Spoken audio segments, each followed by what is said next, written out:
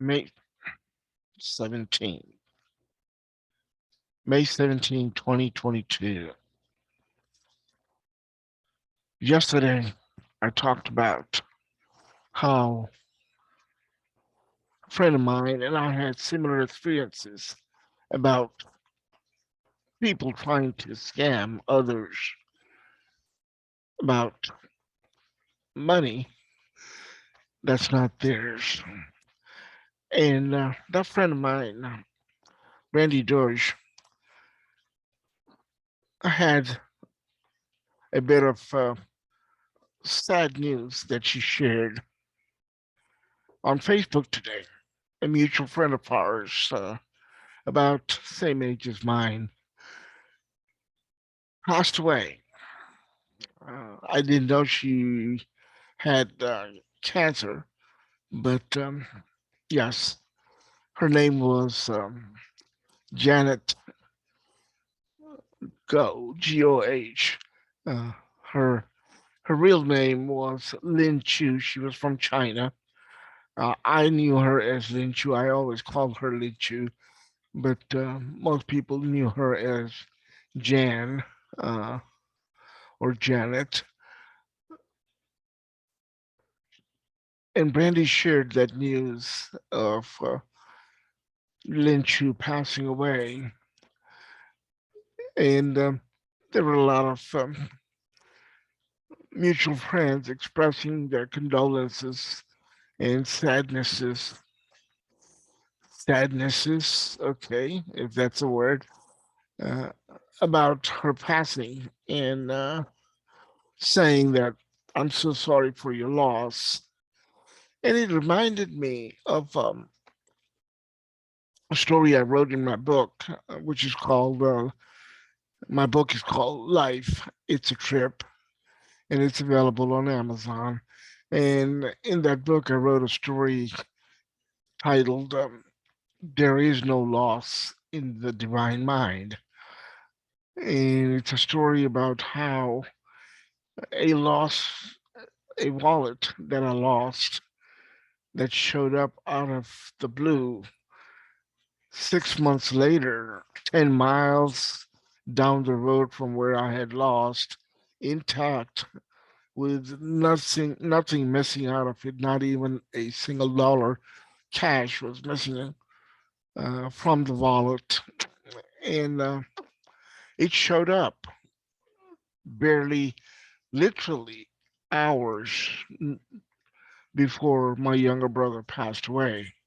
And it wasn't until 2 days later, at his funeral, or rather after his funeral, that I was speaking with a relative and talking about that. And it occurred to me that this whole thing was to remind me that there is no loss in the divine mind. Something that I had lost 6 months earlier shows up mysteriously, uh, literally hours before my brother transitioned into the new life. So uh, when I heard about Lin Chu's passing and people were talking about, I'm sorry for your loss, I thought, well, there is no loss. And that is literally true. The science tells us, if you want to strictly look at it from a physical point of view, the science tells us that we're all energy. And it's just energy changes forms. From a spiritual point of view, I believe we just, the part of us that keeps us alive, the part of us that is eternal in my view, simply leaves the physical body and transitions into a new dimension. We don't know what it is, where it is, how it is. Some people have made the trip and come back. I have read books and stories about uh, near death experiences, and interviewed someone on my podcast several months ago who had a near death experience and wrote a book titled Talking to God at the Door uh, about his experience. I also read a book called Dying to Be Me by Anita Murjani, who talks about her experiences of end stage cancer, as she calls it, where the doctors had told the family to make the final arrangements, and she leaves the body and meets her friend who had passed away and her father who had transitioned in another dimension. And after having a conversation with them, decides to come back. And interesting story. And she does come back, and her cancer is gone. And now it's been about 15 years since then, and she wrote the book on the insistence of Dr. Wayne Dyer, and so there is more to life than we know, we understand, or we care to know about. What are your thoughts on that? Have you had anyone that you have known who had similar experience, or have you read something like that? Leave a comment. Let me know what you think about it, and we can move forward with that discussion or not. All depends on your interest or what life shows me, as the subject was yesterday. Pay attention to what life shows you. And this is what life showed me today. And that's what I decided to talk about Lin Chu and dedicating the show to her.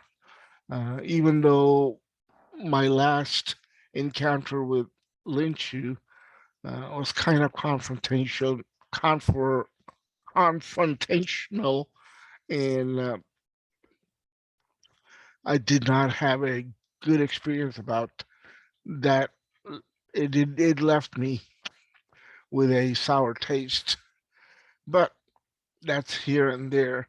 The best memory I have is from 10 years ago when we were at a networking type event, and she performed as a belly dancer, which she was excellent at. And this is like she was in her 50s doing a belly dance on the floor.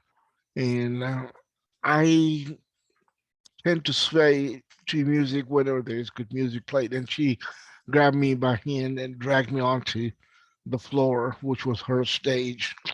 And we danced for maybe a minute together before before I was out of breath. And so that's my very pleasant memory along with Nilchu, and I would keep that in mind as I bring this to a close. Have a pleasant evening, and I will talk to you tomorrow.